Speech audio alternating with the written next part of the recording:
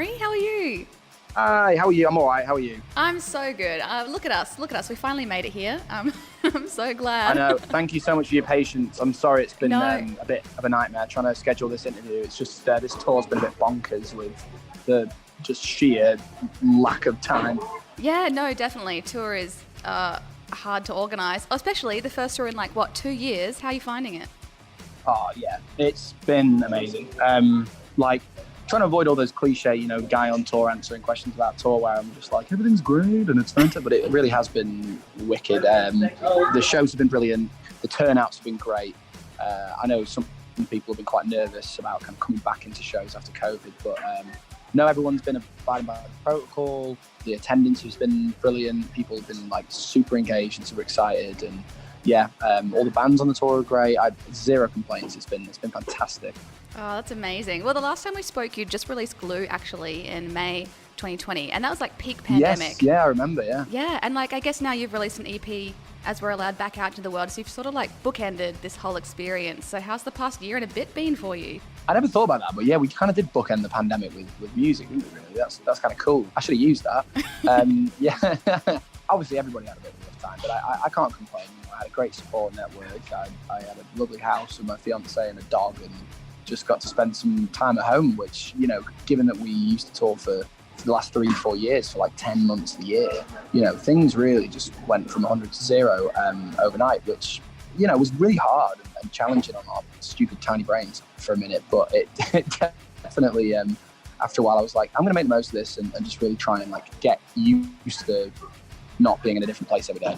So I didn't take it for granted, and we definitely got something out of it. I tried to be as productive as possible, and whenever the restrictions allowed it, to my family more, and yeah, I was thankful for it, but I was very grateful when it was looking like it was over and we were all ready to start playing shows again, because yeah, I definitely missed that.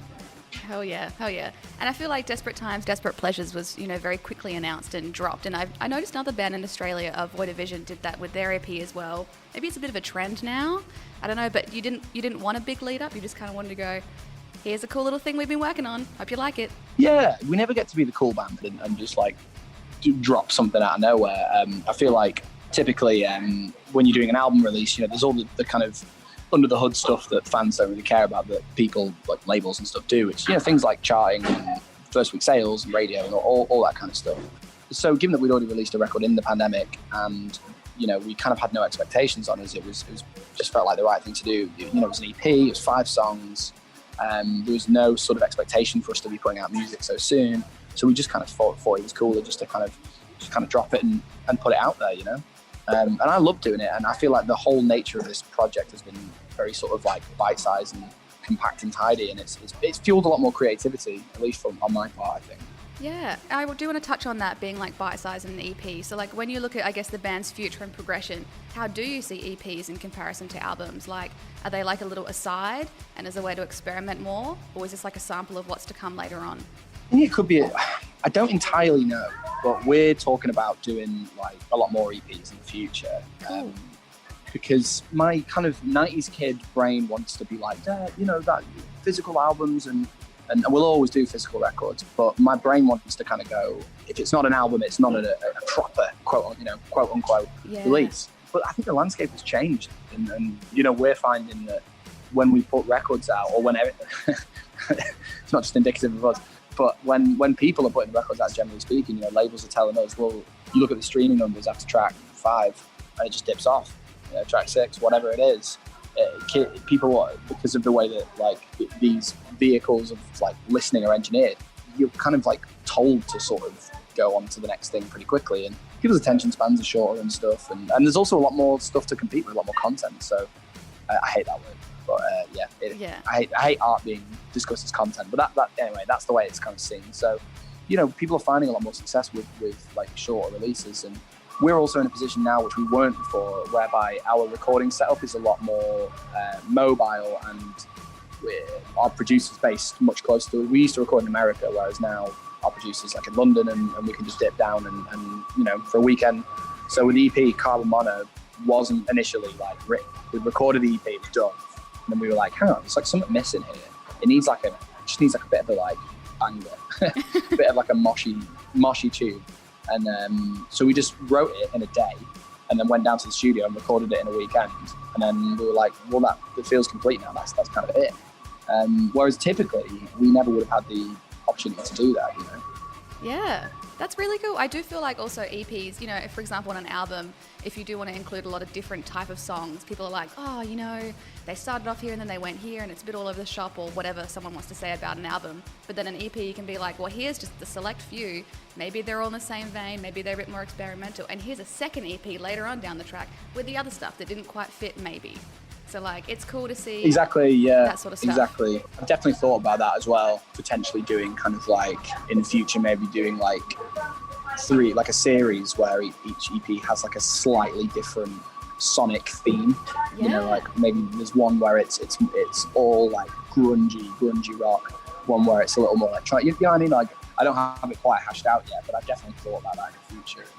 I like to kind of sit and plot. That's my kind of role in the band a lot of the time. I'll kind of sit there and think of, strategize creatively and think about like how we can make the next project unique and stuff. So I'm definitely kind of like, my brain is percolating with what we could do, whether it is an EP or an album, because I do still love releasing albums, and we definitely will release another album, but I just don't know what the next 2 years is going to entail, really. We have more music recorded, I just don't know what to do with it yet.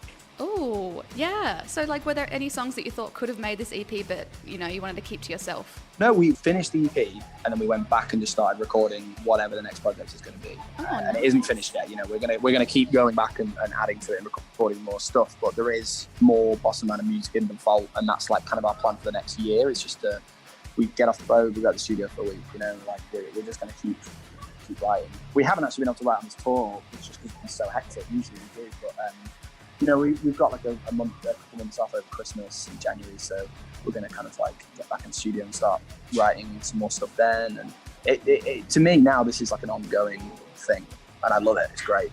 That's awesome. Yes. Well, I said that you should listen to this EP at night with like a glass of red or, you know, spirits in hand. That's just what it felt like to me. It was pretty moody and dark and like unsettled. I'm like, you got to listen to it at night. Sure. But how would you tell fans they should listen to it? I think you hit the nail on the head there. Like, we kind of like had sort of these visual cues that we all kept in our heads when we were recording. It was like, it was a night drive was like the main thing. Cool. And the rest of this music we've done as well is very similar. Like, there's like a sort of like, it's raining and you kind of like, in my head it's like London or like Birmingham or somewhere a little bit kind of built up, but also a little bit crap, and you just kind of drive in and the roads suck, and you got this kind of like drifting around through your head while you're cruising. Bit of a cruising record, I think. Yeah, I totally get that. Do you often think of that when you record songs and like a feel of the album or the EP? Yeah. Well, I mean, I come from like an art and film background, so to me, there's like a visual counterpart to every bit of music we've made. Like, I used to do a lot of the video stuff. I still have a quite heavy role in that. Like, I'll write treatments and send them to the two videographers that we work closely with, but typically like I try to put together like a kind of like look for each song or at least each record that we write, you know? Yeah.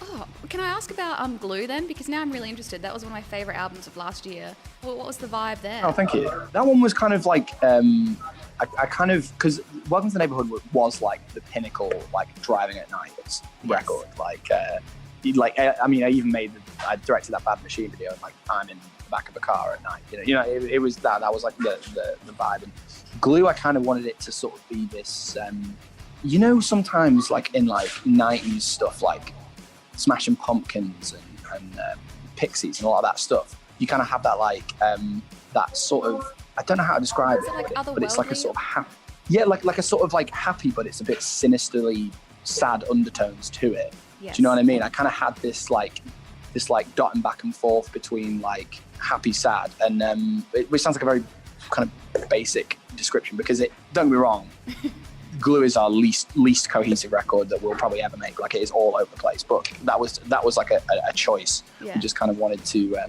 really try everything and throw it all at the wall. Like, I kind of wanted it to not flow that well in a way, because I kind of wanted it to be like it comes in with Everything Is Ordinary. So that song to me is like, it's March of the Pigs by Nine Inch Nails. It's just like abrasive, glitchy, really fast drum beat that just like repeats all the way through the song. And it just throws you in at 100 miles an hour. And then track 3 is Plasticine Dreams, which is just the total opposite sound. That's like a Britpop song, Yeah. you know. So it's a bit acid trippy. The record is kind of meant to be a little bit sort of psychedelic in a lot of senses, but still keep it a bit gritty and dark. You know, there's a lot of darkness on the record, but I kind of wanted it to sort of be that, I don't know, the sort of unsettling, stony vibe, but something a bit dark, lingering beneath the surface. That's a terrible description of the record, but that's kind of, I had like synesthesia, so I kind of see things in like colours and things a lot, but I'm not always able to like verbalise them, you know? That's awesome. Oh man, well now I'm super excited for the other stuff that you're going to put out, you know, later down the track.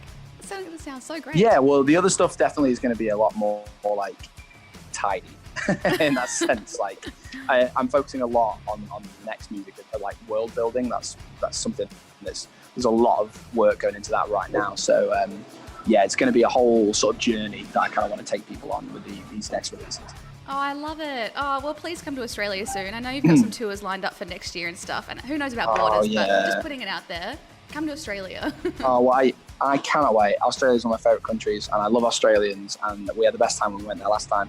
We did have a tour planned for May, but due to just like a bunch of things not aligning and then COVID just kind of like kicking us in the pants, we've had to like push it back. But I think we're going to try and get out to Australia definitely in sort of like fall 2022.